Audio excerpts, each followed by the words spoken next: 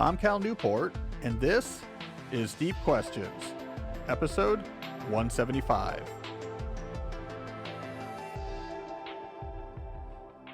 I'm here in my Deep Work HQ, joined by my producer, Jesse. Jesse, we are fortunate you are able to make it in today. This is an early Sunday morning, and it is snowing outside, so I'm sure it was treacherous going for you to get here, but the truck made it. Truck made it. Yeah. Yep, didn't have to use four-wheel drive. I don't want to alarm Deep Questions listeners, but as I walked over to the studio today, there was up to and including a 1/4 inch of snow on grassy surfaces.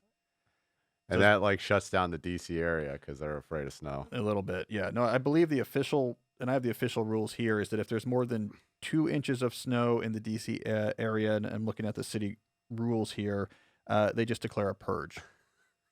There's just no law.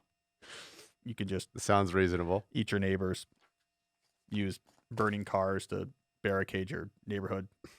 That's 2 inches of snow. That's what happens. No, but we made it today. We made it in. We're recording this early, so I am going on a trip. So we're actually recording this quite a bit earlier than normal. This is actually just a peek behind a curtain. Just a couple days after we were in the studio recording episodes 173, 174. So we're doing some back-to-back recording, get a couple into can. So we're gonna have to talk sort of generically about the Super Bowl winners.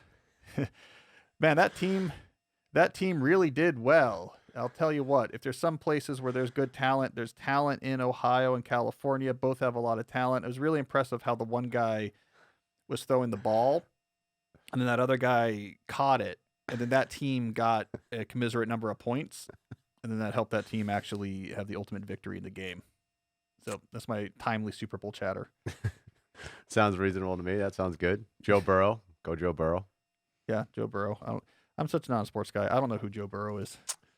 Joe Burrow is the starting quarterback for the Bengals, and he's an absolute stud. Oh, this is the guy that they got with they went all in on, like, we just need to rebuild on the quarterback with like a high draft pick or something, and Well, or they traded for him or something. no, the Bengals got him with the number one pick. He Number went to one pick, LSU, won a national championship, and then Yeah. he tore his ACL last year bad, but he's come back. He's back in it. Well, I mean, I think what this means is, like, you and I should do terrible sports radio talk. Like, the whole premise is we go deep on sports that I know very little about. So it's just a lot of me asking, well, who is that? And what does that work? And then we take in callers, and with every caller, I'll just say, I don't know what you're talking about. I'm sorry. And then we just go to the next caller. I think this would be great.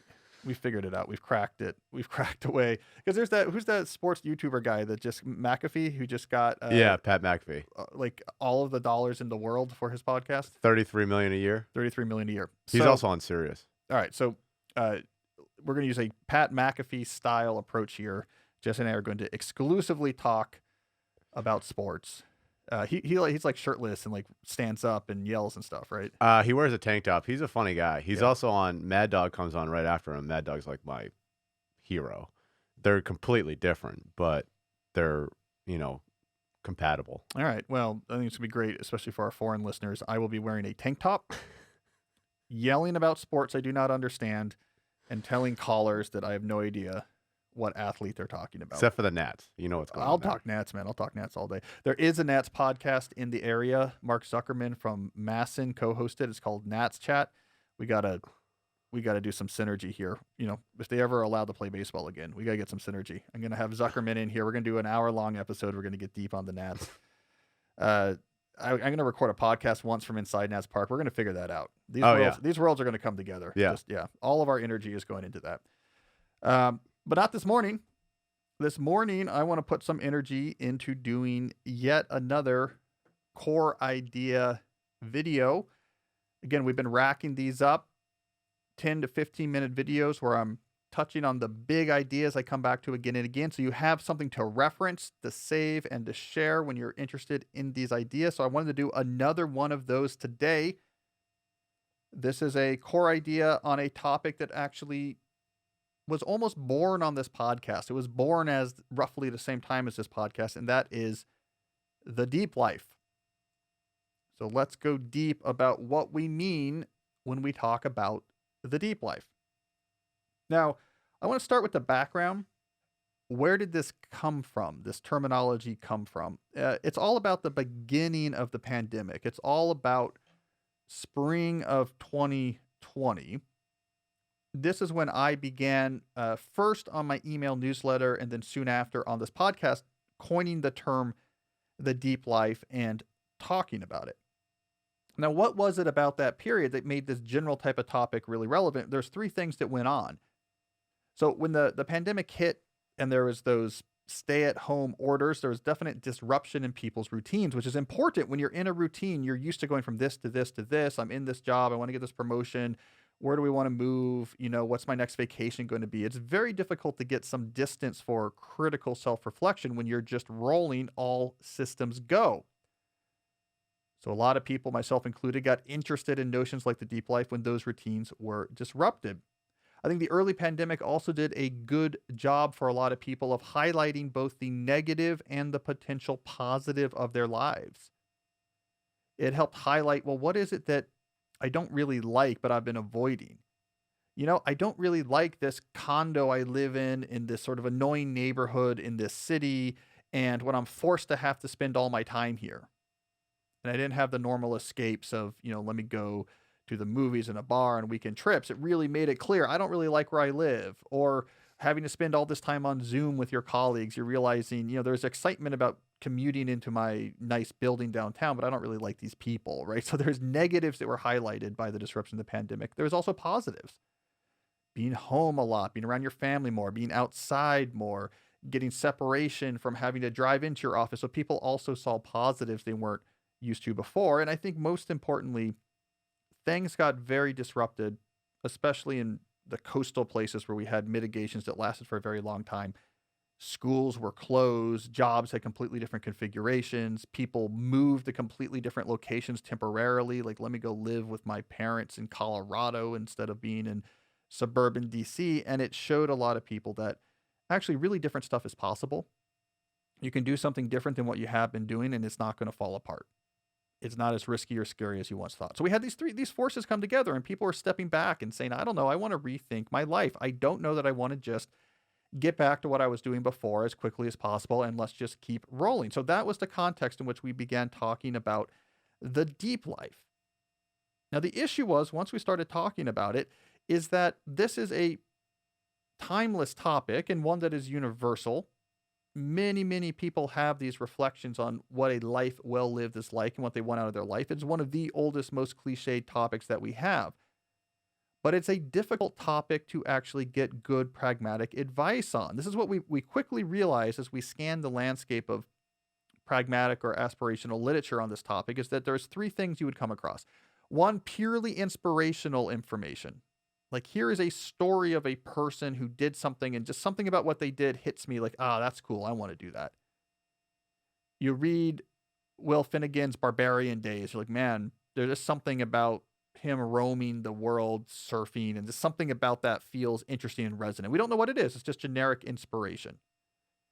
The other type of literature that was common addressing this topic would be hyper-focused on one aspect of your life. So we've all seen this. You hyper-focus in on one aspect of your life. It's going to be self-acceptance, or it's going to be intense like fitness health routine, or it's going to be job. I'm going to get out of this job and run a company, and I want advice specifically about doing it. So there's a lot of very specific advice, but it shoots like a laser beam on just one topic. Or we get that genre of book where you have someone who says, okay, I'm going to try to improve my life and write about it. And it's self-deprecating, right?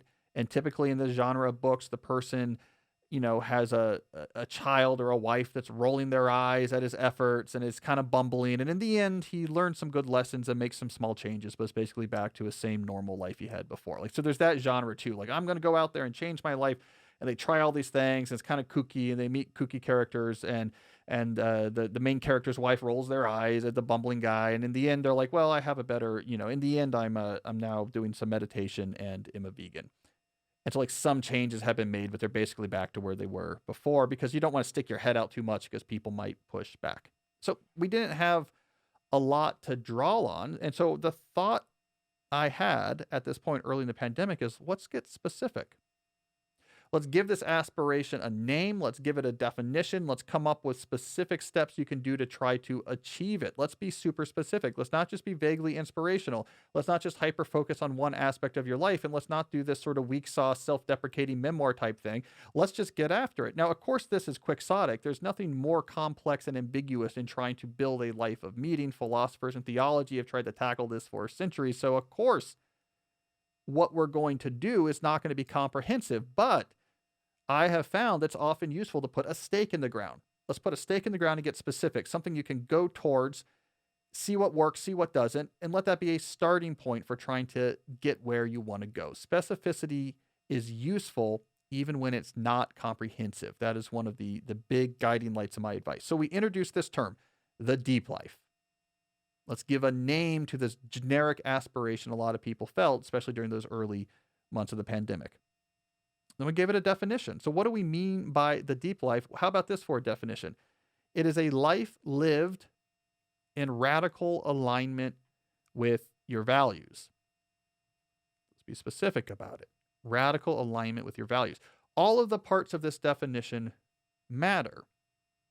So alignment with your values means you're focusing on things that are very important to you and not wasting too much time on things that aren't.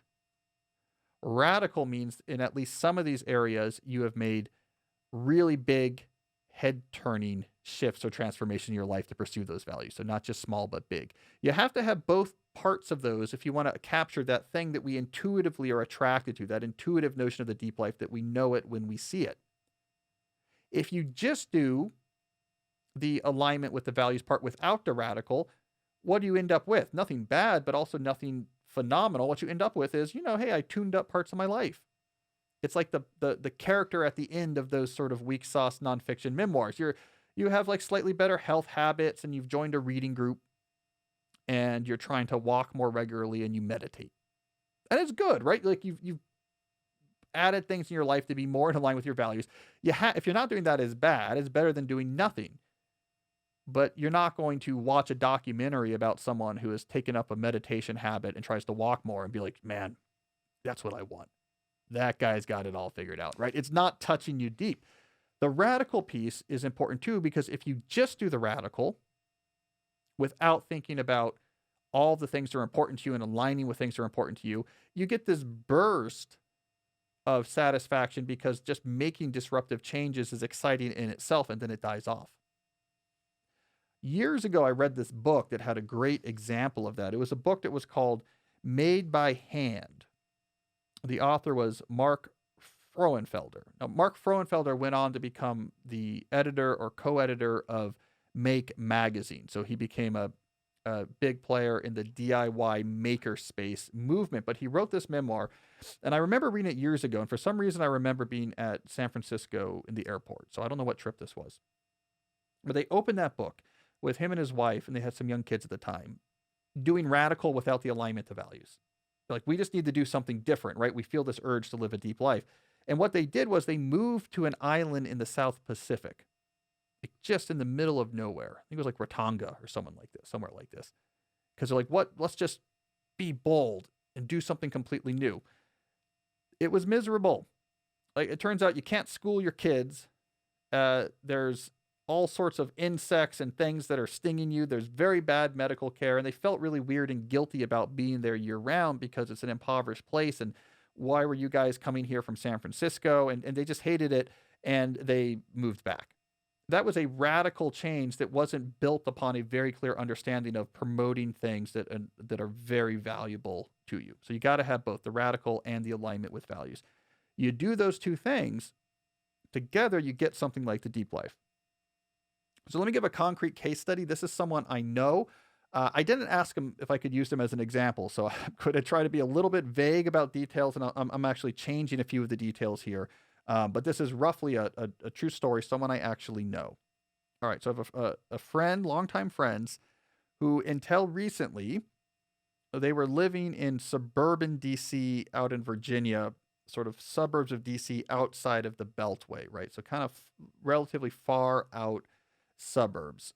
Now, it's a husband-wife with two kids, and they had a third kid around this time.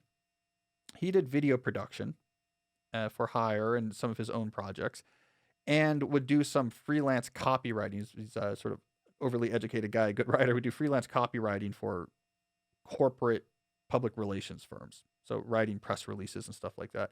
And then she had a wellness business online, pretty time consuming. This wasn't like Goop, like it wasn't going to be $100 million whatever, but it brought in good money, but it was also complicated and time consuming. And they lived in the suburb out in Virginia where it was like very expensive. They did not particularly like their neighbors. They didn't mind them, but these like creative type people, and the neighbors were all just dual income government employees who were living in that neighborhood because it clipped like a good school district, and just striving, like we just want our kids to like get good grades. And just a commuter suburb, everyone's commuting in and out. It wasn't that inspiring. He had a WeWork to do his film production. All he could afford was like a WeWork space that was shared, and you kind of drive into the city to do it. Like this was their situation, and they were living in the suburb because one of their big interests was alternative education, and there was a particular alternative school that was kind of around there, so they could send their daughter there. And he needed to be near a city, and so they were kind of trying to figure this all out. Okay, pandemic hits, third kid comes along. They're like, all right, enough of this. We want the deep life. Like if not now, when? And here's what they did. They moved to a plot of land. It was 20 plus acres near the James River outside of Richmond, Virginia. So they bought land, has fields, forest, and riverfront. Not nice land, right? This is not nice mansions or giant second homes, but there's a modest home there, fields, forest, on the river, but also close to Richmond, 20-minute drive. Okay, so they go out there, they buy that land. It's cheap relative to anything in DC. It's cheaper than the starting house they could buy anywhere in DC, which they were also looking at. So this is not, we have a lot of money. This is actually much cheaper to buy land outside of Virginia than to buy a house in the DC area. They just had their third kid.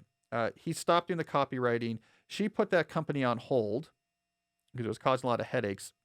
They're going to put their energy into their kids. We're going to homeschool their kids because, again, they're really interested in alternative education. And they built this whole curriculum surrounding their land. And a lot of their kids' experience was going to be helping to clear this land and build. They're building these sort of cool yurt-style buildings on the land. And she got very involved in starting up a homeschooling cooperative. So there's these other families that the kids would be doing things with. And so they were going all in on, being able to build that lifestyle. And he rented, because everything's cheap in Richmond compared to DC, this really nice office space in downtown Richmond in the arts district. It has like a balcony, and he brought someone with him from DC, and now he sort of can work in this new up and coming district of the city, and he does his video production, and they live much cheaper here in Richmond, so they can kind of afford to not bring in as much money. And they built this whole different life that's very intentional, and it's deep. There's a radical component to it. They're living in the woods on land and homeschooling their kids. But it's all coming from alignment with things that are really important to them. Slowing down, alternative education, being around their family, outside of like normal rat race suburban type living, but also connection to arts in the cities and creativity, which he has with what he's doing in the arts district. They shifted towards a deep life. That is that definition in action. So how do you do this yourself? Well, over the months, we worked out some specific strategies you could try. And most of the strategies that I talk about with the deep life start with identify the different areas of your life that are important to you. The deep life does not work if you neglect parts of your own existence that are important. If you get too myopic, it's all about my work. It's all about my religion. It's all about my family. If you get too myopic, it doesn't work. So you have to identify, let's start with just listing out what the different areas are. For whatever reason, when we began talking about this on the podcast, we began to use the terminology buckets to describe these areas. We say, what are the deep life buckets? What are the areas of your life that are important to you? This list should be personalized, but as a starting point, we often talk about, for sake of example, we'll talk about craft being one of these buckets. So that's the things you produce or your work, but also other types of high quality leisure type activities where you literally create things in the world. Community, it's your family, that's your friends, and that's the people that live around you. Dedication to that. Constitution, that's your health, that's your fitness. Contemplation, that's philosophy, ethics, and theology. So the part of that Aristotelian deep thinking about what makes humans humans and the life well lived. That's a key part for most people. We sometimes add a fifth bucket in these discussions, which we, to be alliterative, would call celebration, which is that commitment to, with presence and gratitude, just enjoying things about the world. You're really into craft beer and being able to be at that craft brewery overlooking the valley, enjoying like a new brew that you really understand why it's really good, and just having deep appreciation of that. You're really into music and being at that show and really just being able to appreciate that artist. So celebration is a big part of it for a lot of people as well. So you have your buckets, whatever they are. You have these different buckets, and the deep life has to respect all of them. That's step one. Step two, as part of our deep life strategy, is let's warm up by developing a keystone habit in each of the buckets. So something you do every day and you write down that you did it, that is relevant to that bucket and signals to yourself, I take this part of my life seriously and I am willing to do non-required activity on a daily basis to support this piece of my life. These should not be completely onerous or complicated because you won't do them, but they should also not be trivial. You have to walk that line. It's tractable but meaningful. So they're simple, but you do them every day. Now, this warm-up is about teaching yourself that you care about different parts of your life, teaching yourself that you are the type of person who does optional activity on a regular basis in pursuit of a greater good in your life. A lot of people need that warm-up, and it's something I think that is missed in a lot of self-help or advice-type writing, that we jump right into just do this, this, and this. Most people don't even have the practice yet with what does it feel like to say, shoot, I got to go do this, and it's kind of a pain, but then I get the satisfaction knowing that I did this thing anyways, even though it was a pain. And you say, wow, I'm willing to do things that are a pain if I think they're important to me. And I think that's a key first step. Next, once you have all those keystone habits going, the pump is primed, you dedicate 4 to 6 weeks to each of your buckets.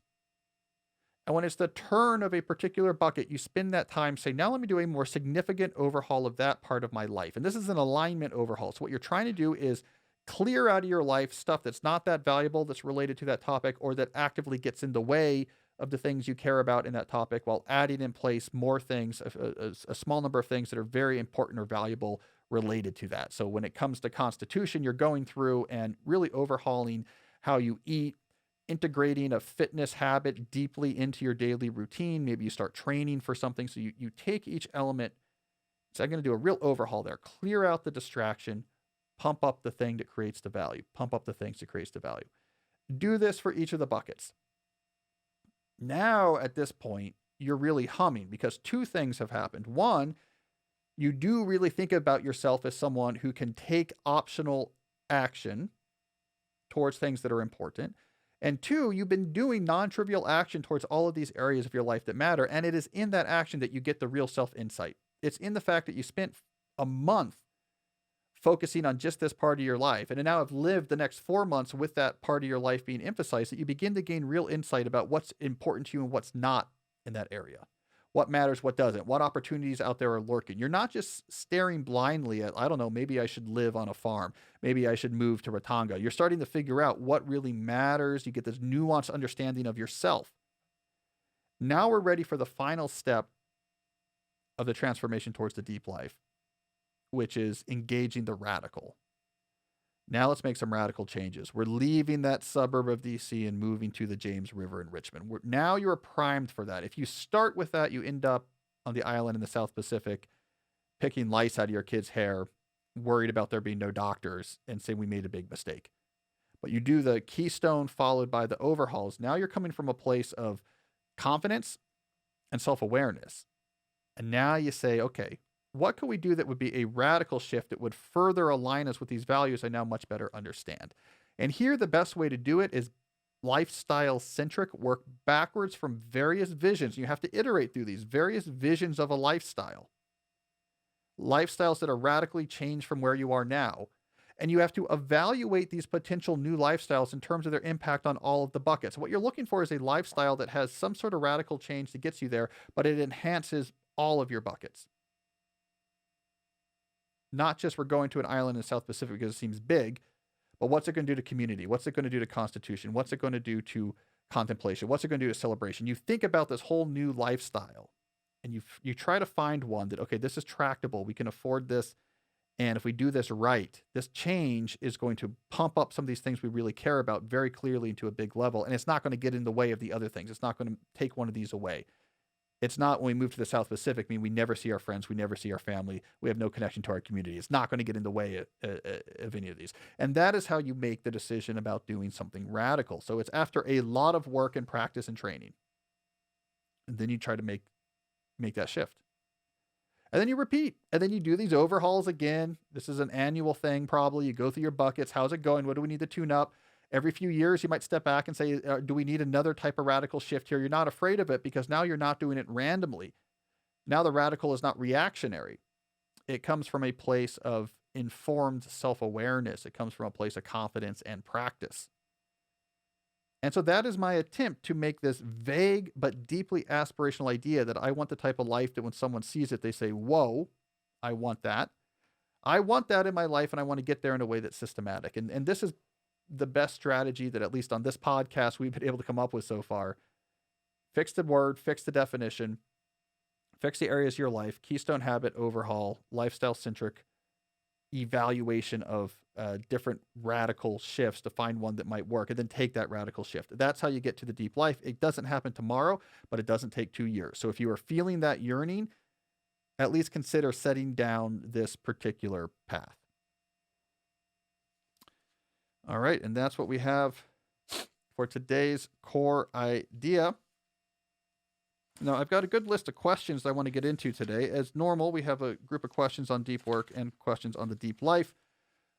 As always, before we jump into that, we should probably pay the bills. Talk about a couple of the sponsors that make this show possible. So I want to start by talking about Headspace. You have probably heard about Headspace. This is a guided meditation app. So it's an app where you can select from a very large library of guided meditations, and then you hear them straight in your ears, and that meditation brings you through. You follow it right there to get those benefits. I mean, this is the time where this becomes relevant. I don't know about you, but the new year is over. We're in the depth of the winter. It's snowing outside. Jesse's truck barely made it through the 1/4 inch of snow on the grassy surfaces today. Like, this is the type of time where you're in your head and you're anxious and things are bleak. It is when you need to take your mental health seriously, and Headspace can really help you there. Look, we all say fine when we don't mean it. People say, how are you? And we say, I don't know, I'm just fine, but that's not really an emotion. We just say that even if we feel anger, sadness, or nerves, or anxiety.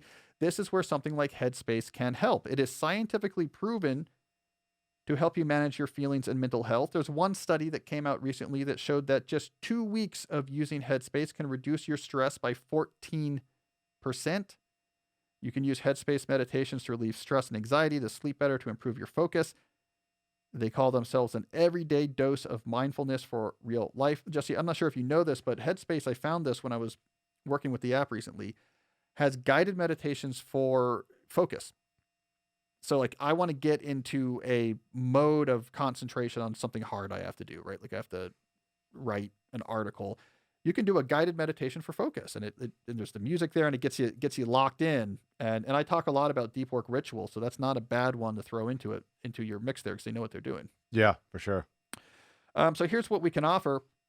However you're feeling, if you try Headspace, we can get you, let's see what we 1 month free. Look at that. That's pretty good. 1 month free. All right. So however you're feeling, try Headspace at headspace.com/questions.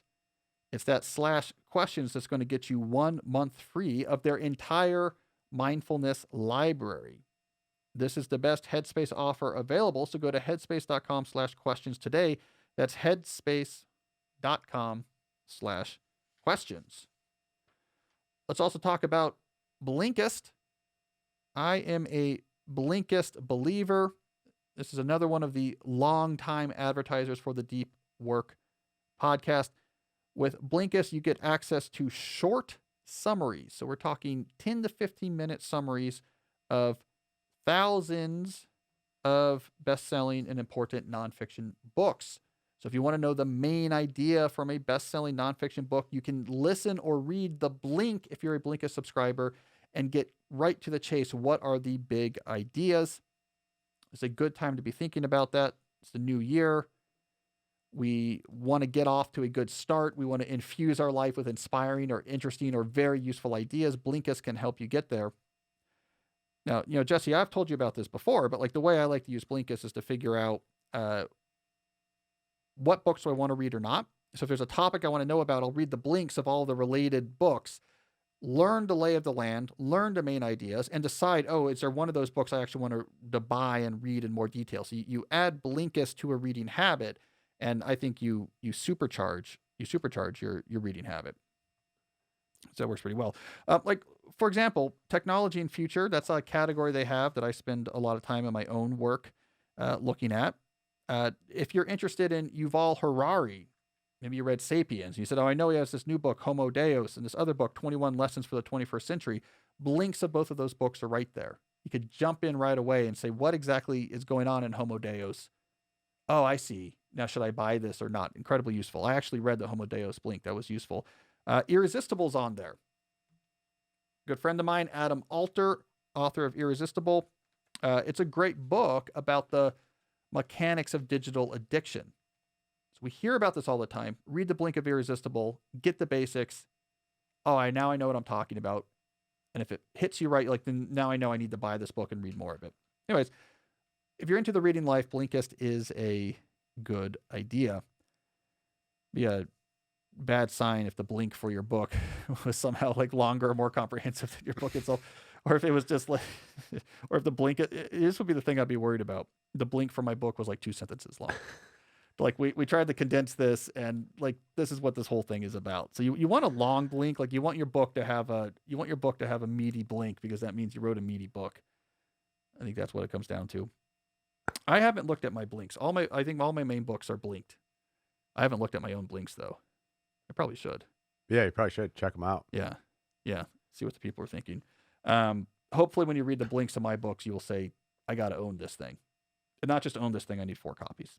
That's the right reaction when you read a Blink of one of my books. I need to buy multiple copies of this book.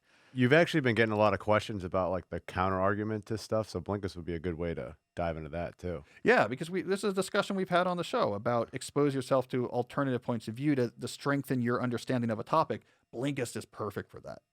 Look, I'm not going to go read 6 books just because my cousin was talking about something and I want to understand it better, but I can do 6 Blinks, no problem this week. And now I really understand something better. Yeah, it's a good point.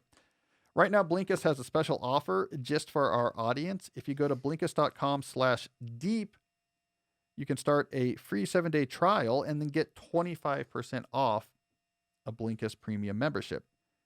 And that's Blinkist, spelled Blinkist, Blinkist.com/deep to get 25% off and a 7-day free trial. That's Blinkist.com/deep. All right, I think it's time that we do some questions. So I got some questions here, and we'll start as always with some questions about deep work. Our first query comes from Jack. Jack asks, any tips for time blocking for those of us in ADHD land?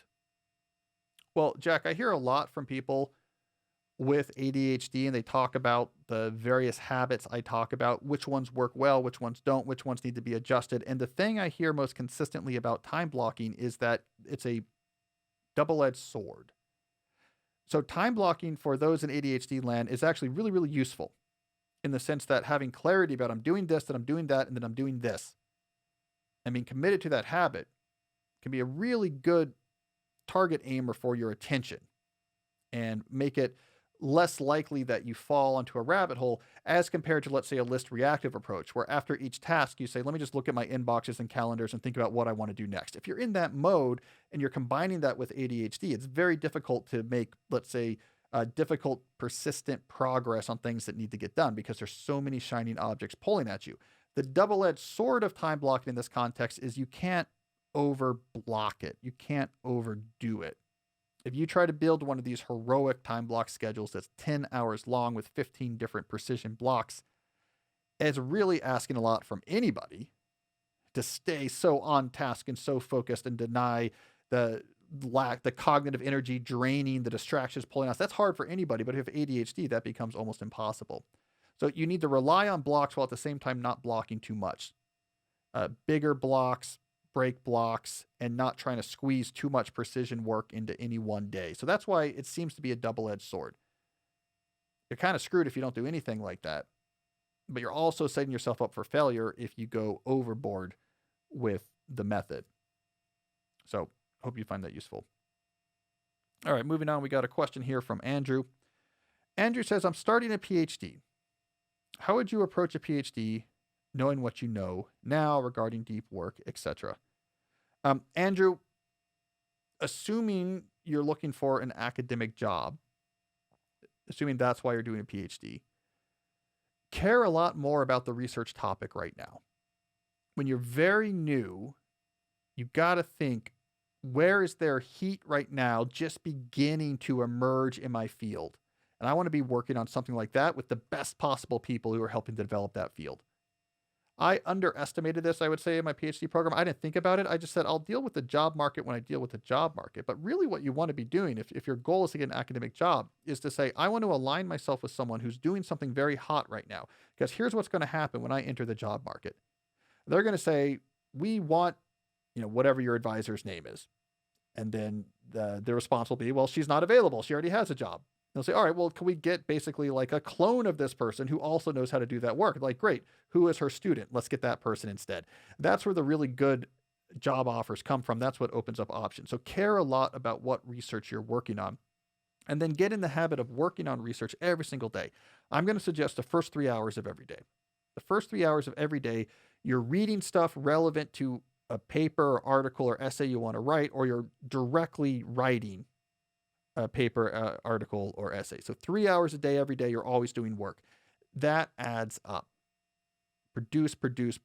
Okay. So align yourself with the hottest topic you can. Someone who's doing great work on a field that's emerging really makes such a difference. We really underplay research topic is so important on the job market.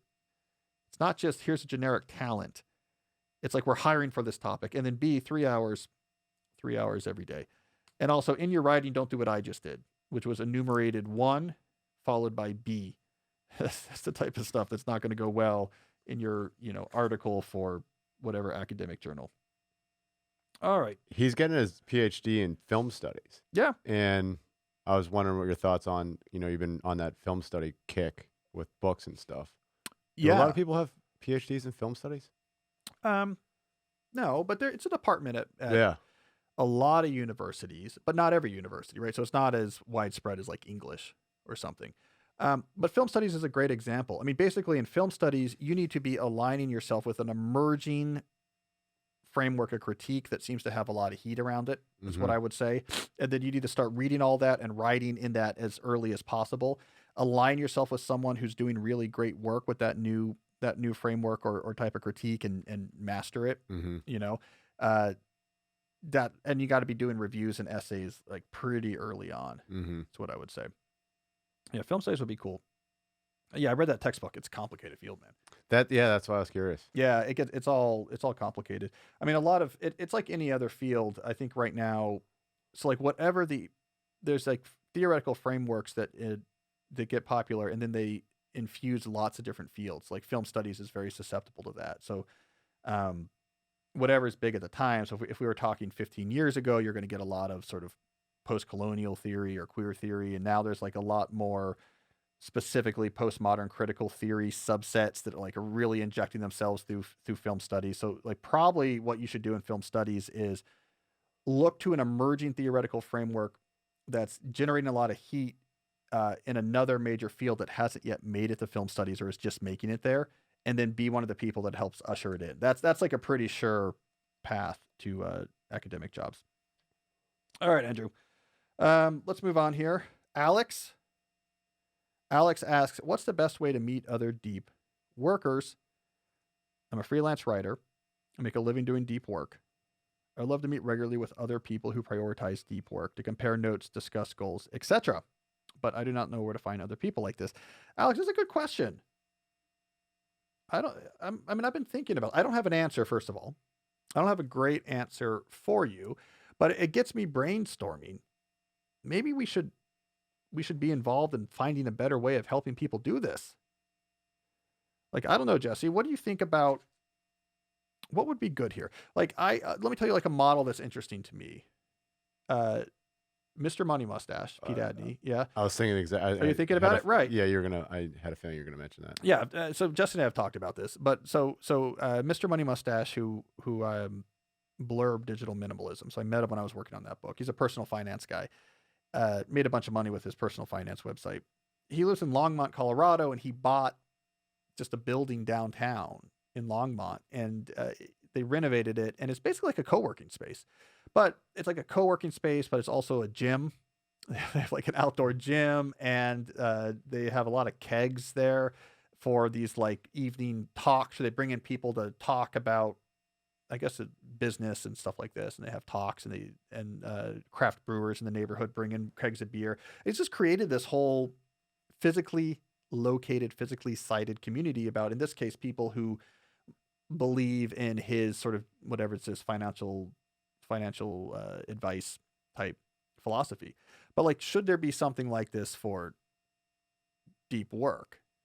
I think people pay a small fee to go to this thing, like $50 a month or something like that. And you like submit like some small application. You got to live in the area. Yeah. Yeah. But like co-working space that's like deep work focused, not a bad idea, actually. And if we had a building here in Tacoma Park where you could come in, and I don't know what would make it deep work focused. I think I would probably, pulling from the Udimodia machine, there would be the common space and then pods. Like, you go into these pods to do deep work. It's not even like, oh, here's my office. No, that stuff can be out in the common space. And you go into these pods to do deep work. And then there's like kind of a more social space. And then like another space that's just for, I don't know exactly how it would work, but that would be cool. That'd be cool. It's something you could see happening more commonly across the country. So Alex, I'm just using this as a chance to brainstorm, but I think, there's like a deep work meets we work play here that could be cool. At a smaller scale, Jesse, like, should we do an event, you think, at some point? You had mentioned this early on in your podcast, and yeah, I got lazy.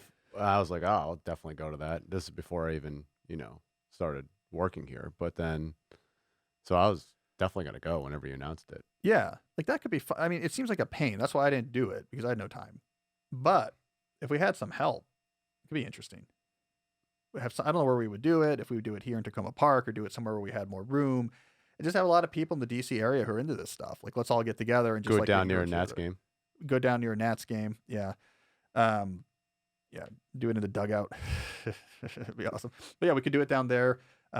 We could do it here at the restaurant that the Deep Work HQ is over. I mean, I don't know how much space we have here. I don't even know how many people would come. That's probably a lot. I'm trying to think, my only benchmarks.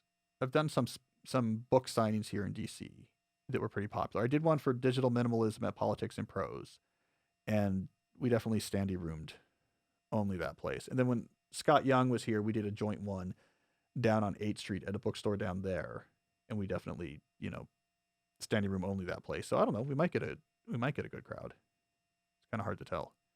All right, let's think about that. Yeah, because I haven't seen people. I mean, I see people now. I do speaking events again and stuff like that. So I do see people, but that might be kind of cool. We get together like a lot of deep life, deep work, deep questions type people. We all get together and just meet. People can meet each other. Like, hey, here's some other people that, People meeple. People meeple. Yeah, people meeple with some people meeple. The problem is I'm like an introverted curmudgeon who is a misanthrope and say I don't want to bother like talking to people. Sometimes I'm in that mood, and then other times like I want to meet all my listeners and readers, and it just depends on like my mood for the day. Oh well. So Alex, we're working on it. All right, that's the long and the short of it. All right, let's move on here. Shane asks about effective and speedy Zoom meetings. Contradiction in terms. I don't know if that's possible. Let's get some more details here. He's in some group. They had their first meeting with 12 members. And while the agenda was set and the reports were sent out prior to the meeting, it still took nearly 2 hours. And so Shane is frustrated with Zoom meetings. Yeah, look, here's the thing about meetings like that. First of all, meetings with 12 people where everyone gets to just talk are a huge waste of time. So the idea is we have like a 12-person board and let's all just get together and kind of discuss things and figure things out. That's a huge waste of time. It's better to say, okay, there's one person going to present this thing and here's our proposal. And then we have like a 15-minute Q&A period and then a suggestion is going to be made. So more structure there really matters. In general, having more processes for work before the meetings make a big deal. So the more you're trying to accomplish ad hoc and on the fly in the meeting itself, the more the meeting is going to be dragged out and frustrating. And the more you say, this is our mechanisms for making decisions, the more that's in place ahead of time, the more focused and effective your meetings can be. So if there's some process ahead of time for here are the motions being proposed and there will be a 10-minute discussion of the motion like at one meeting. And then there's going to be a period of, I don't know, I'm just making this up, of like back and forth, whatever. People are marking up with emails or thoughts in like a shared doc, how they feel about it. And then a concrete proposal is brought up for a vote at the next meeting. There's a 10-minute Q&A portion, and then the vote happens on something specific, right? What I'm talking about here is like really clear processes for how things happen, where part of the process is like, here's where discussion happens, this type of discussion on this piece for this long. That gives you a lot more control, as opposed to let's just figure this all out in the meeting. Once you have more than 3 people, that's not going to go very well. The other thing that's really useful is to make everything concrete. Okay, we're talking about this topic in this meeting. Here's a shared screen where I'm taking notes. This conversation is going to conclude with a clear action item assigned to someone. So when people know that like this is live ammo they're playing with, they're usually a lot more circumspect and careful about just let me just chime in and bloviate. When it's like, here's the thing we're trying to get to, like this person's going to do this thing. Makes it more serious than if they think like we're just time wasting. Like, let's all just talk about it and hopefully this dies away without me having to do more work. So it's like, okay, here's our goal. I'm going to take notes on what people are saying. We're going to clarify. Okay, let me clarify. Then let me propose that these will be the next steps. What do we think about it? Okay, we changed it. Great. Jack is going to do it. Move on. So be really clear. Everything you're discussing is wrapped up. It's written down, wrapped up, summarized, and assigned.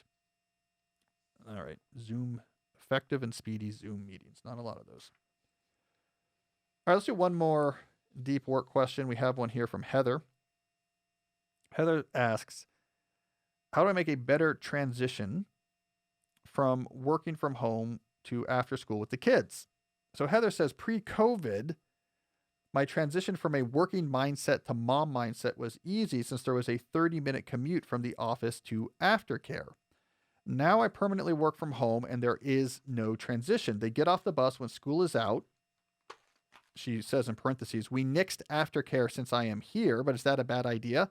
In parentheses. But I'm still getting a few things done during that hour. Thoughts? All right, well, Heather, my specific thought for your situation is you should not have nixed the aftercare. Work is work. Don't let the fact that the work is happening at your home make you change the status of that work to be half work. I'm also doing another job, which is taking care of my kids after they get home from school. I mean, that's sort of equivalent of being like, I work at this office job, but for like 2 hours in the afternoon, I'm also serving food in the cafeteria. Your bosses will be like, well, you can't have both those jobs at the same time, right? Like, you know, when you're here in the office, you can't also be serving food in the cafeteria. Like, this is your job here. But when we work from home, we blur those lines a lot more. And we say, yeah, but I could do like childcare too. And can I just mix that all together? And it's very hard to do. This is why during the heat of the pandemic, when schools were closed and offices were closed, I kept describing the situation as a dumpster fire because it was impossible. When you ask people, do all your work and do all the childcare and do that at the same time, it's like being the cafeteria worker at the same time that you're trying to be an accountant. It's impossible, and we pretended like it's not. So my specific answer for you, Heather, is if at all possible financially, go back to exactly the same care setup you had pre-pandemic. And it sounds like the setup you had was after school, your kids went to aftercare, which brought them to the normal end of a standard 9-to-5 workday, and then you would pick them up. Go back to that aftercare. Yes, you're working at home, but who cares? You're working till work is over, and then you're shifting over to the mom mindset, not trying to mix the two. So if that's possible, that's what I would suggest.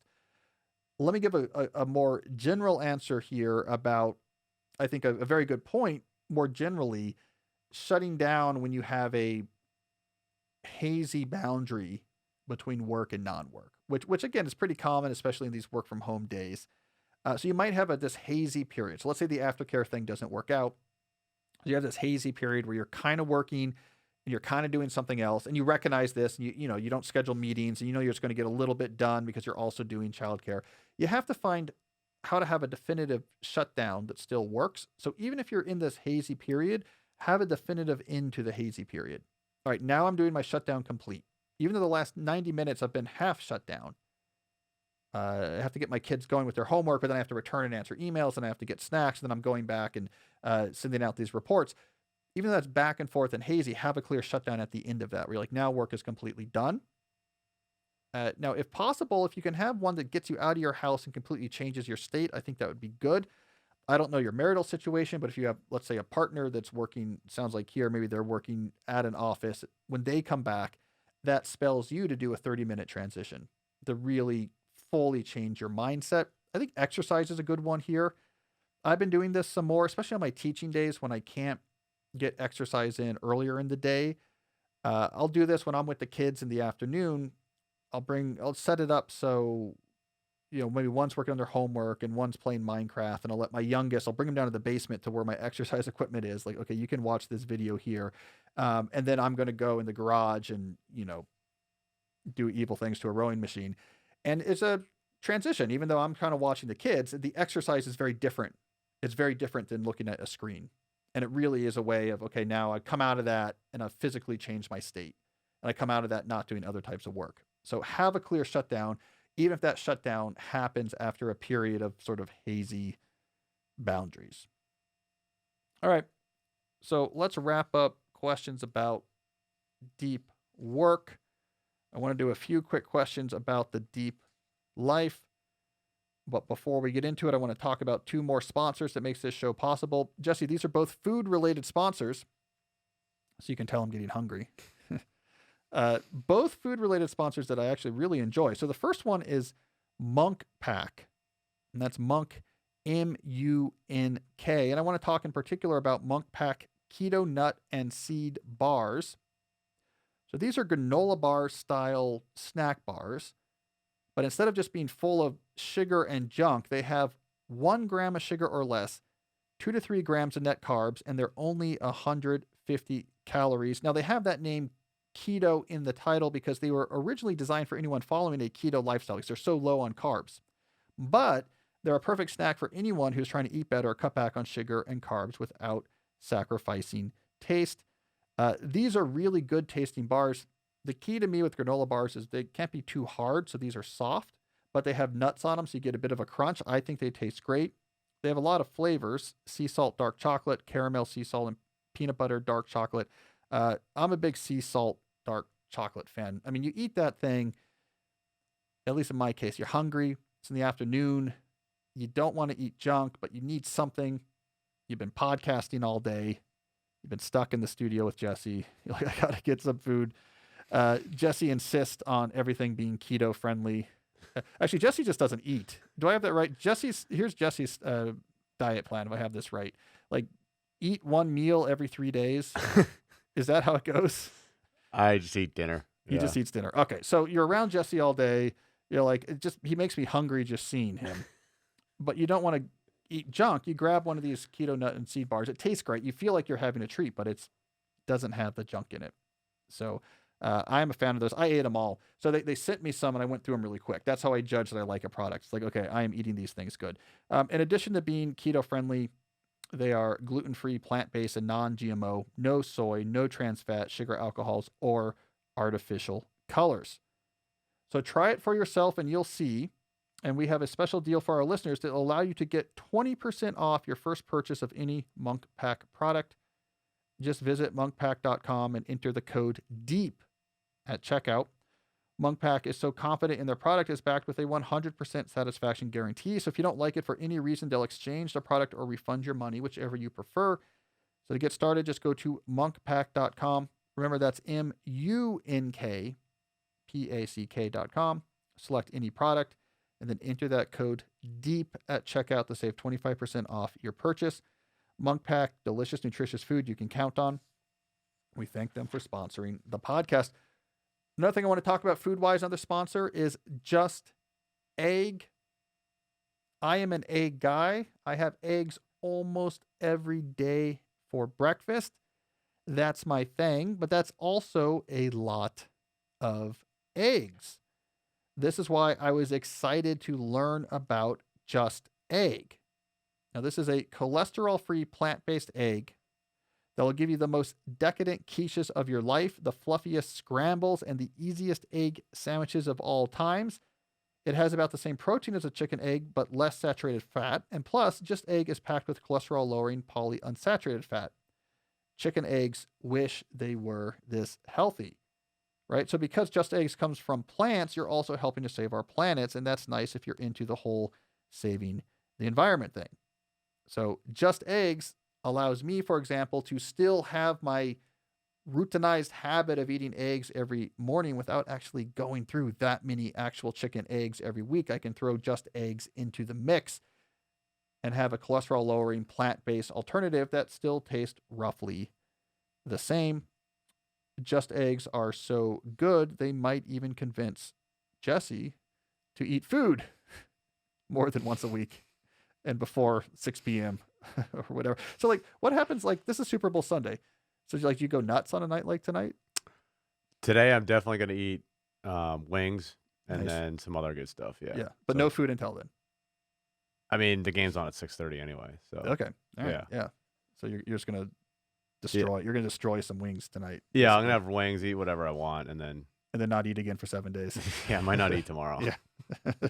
Tomorrow might be, no eat. All right. So don't be like Jesse. Eat more regularly. Substitute in some Just Eggs. Show off the new cholesterol-free you by buying a bottle of Just Eggs today and doing the planet a solid at the same time. Just Eggs, really good eggs. All right. Let's do some really good questions now.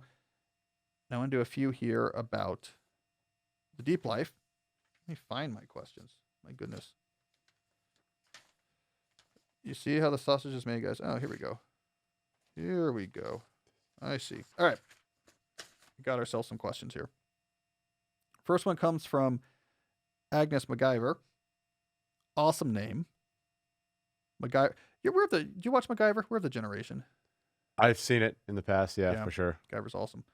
So Agnes MacGyver, which is, I believe, MacGyver's aunt. It's just based on the name. Like the aunt that sends him a birthday card. All right. Agnes MacGyver says, I've been applying deep work concepts and time blocking to both my personal and professional life. I'm ambitious in both. Do you recommend creating a clearly defined separation between the two? Do I use 2 time block planners? I catch myself wanting to open the time block planner and plan out my personal life. Agnes, I usually recommend do not fully time block your personal life if you're also time blocking your professional life because it's too much structure. You will eventually burn out. Time blocking is very artificial. All right, so when you're time blocking, it's not like you are rolling with our natural instincts of humans about how we approach our time. It is an artificial solution to the artificial load of diverse work tasks that we get poured on our plate. So it's not easy to do, but it works. It gets a lot done. It keeps things in control. It allows us to survive the deluge of tasks that's thrown at us in the modern work situation. In a perfect, slow, productivity enriched world, you might not need time blocking at all, but we need it today. But you don't want to do something so difficult and so unnatural in every waking hour. You are going to burn out. So go lighter in your personal time. I often just recommend sketching a plan. End of the day, it's the evening. What's going on? Well, is there any time specific things we need to remember? Let me jot that down. We're going to dinner. I have to pick something up from the store.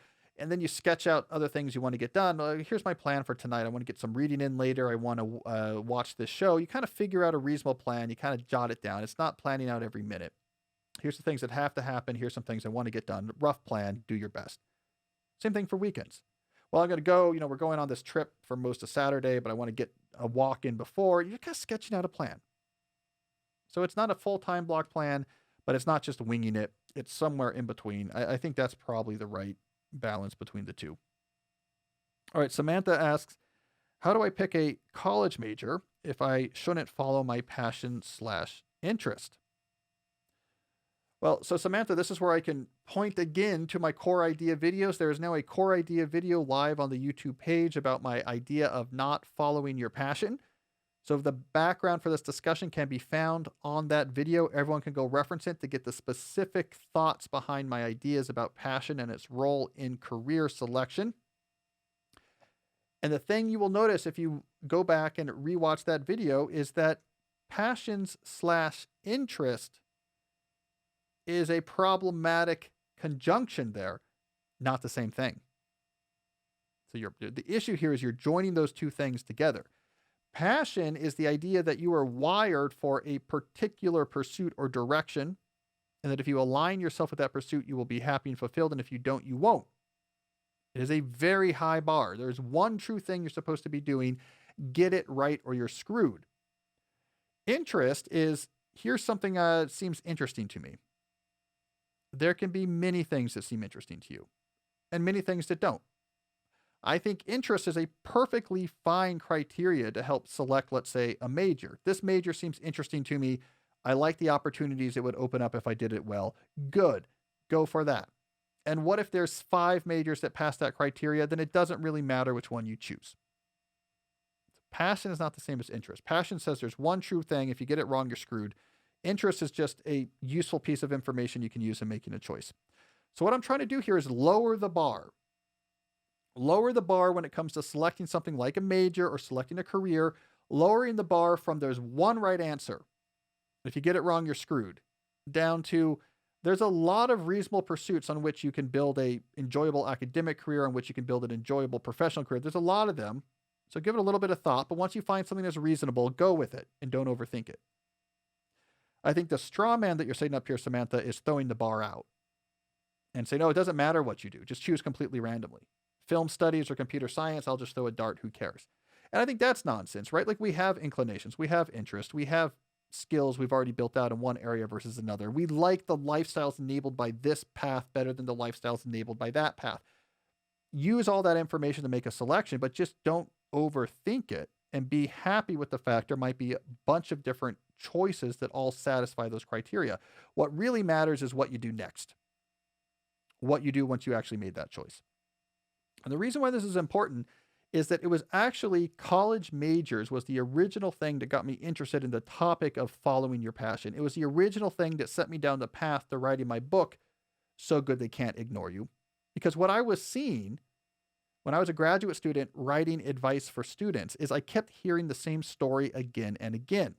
Students at these elite schools like MIT would come time to choose their major, and they'd been taught, follow your passion. So they believed there's one major I'm wired to do. The chorus of angels will start singing if I choose that right major. And if I get it wrong, it's going to be bad. And here's what would happen. They would get to their junior year. The courses would get harder. Why did the courses get harder? Because they're in their junior year. This is when you have to take the upper level courses that depend on the intro courses as their prerequisites. Hard courses aren't super fun. The problem sets are difficult. It's frustrating. You can't get things right. They're difficult. You get worse grades on essays than you're used to. That's part of how this works. But because these students were taught you have a one true passion in the chorus that angels will sing if you find it, they would take this hardness, this sense of, oh, I don't love this every day, as an indication that I must not have chosen the one true passion. How could this possibly be my one true passion if it's frustrating me and I don't love it? And you know what they would do? They would switch their majors late in the game. And it would be a problem because it's hard to start from scratch with a new major. And it was this epidemic of late stage major shifting that actually first got me interested in these topics of passion culture. Because I thought this was crazy. Like, what are you guys doing? Well, you can't switch your major this late. Like you're going to have to spend an extra year. You're going to be scrambling. You're going to be miserable. But they were so sure that passion was a thing, and passion means you'll love it. And they weren't loving it because, you know, the differential equations you're doing in your junior year in your physics major are a pain. And they would switch, and it would really be bad for them. It would really be negative. It would hurt their academic life. It would make them miserable in their personal life, and it didn't open up any new opportunities. And so that's what actually got me into this topic in the first place. So no, we're not wired to do one thing, but it doesn't mean we can do everything. So use reasonable criteria to make a choice. Have a reason why you choose something, but don't oversweat that reason, and don't be worried if more than one thing satisfies it. There's lots of paths to a passionate, interesting life. You don't have to find the one true thing, but you do have to give it a little bit of thought. All right, let's put in one more question here. Well, final question here comes from Liada. Liata said, is there a place where I can find all of your insights from the podcast written down? She says, I often listen to your podcast when walking to work, but can't keep stopping, pulling out a notebook and writing your ideas down. I know that many of your ideas appear in your books, blog, and New Yorker articles, but do they cover all of your ideas? If you espouse a new idea in the podcast, you always write it down somewhere for future prosperity. I'm thinking I might have to stop listening to your podcast when walking and instead treat it like listening to a lecture, i.e. sitting down at a desk and writing down notes.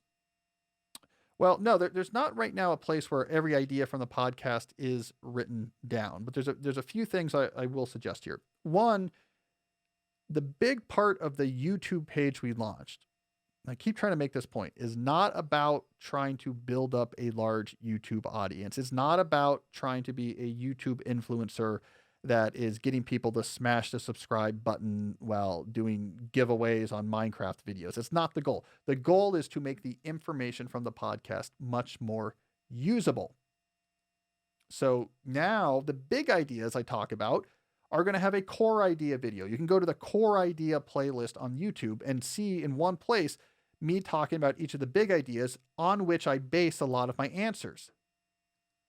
So if you hear a particular answer, like where's that coming from? There's probably going to be a core idea video where the foundational ideas are.